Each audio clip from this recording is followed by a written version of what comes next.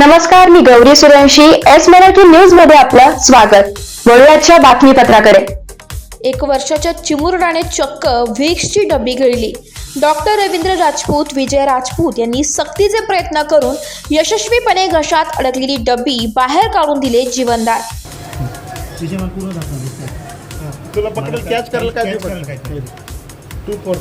ही घटना नाशिकच्या मनमाड जवळील पानेवाडी येथील सागर काकड यांच्या घरी घडली आहे. काकड कुटुंब रात्री घरात जेवण करीत असताना त्यांचा 1 वर्षाचा मुलगा मल्हार याने व्हिक्सची डब्बी गिळल्याचं त्यांच्या लक्षात आलं.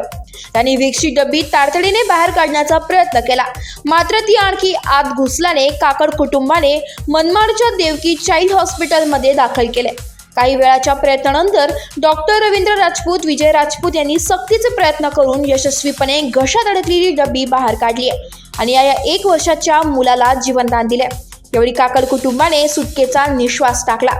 या सर्व धावपळीत बाळ आणि त्याचे आई वडील फार घाबरले होते, मात्र डब्बी बाहेर निघाली असून बाळाची प्रकृती आता ठीक आहे. एस मराठी न्यूजसाठी प्रतिनिधी विजय बडोदे, नांदगाव.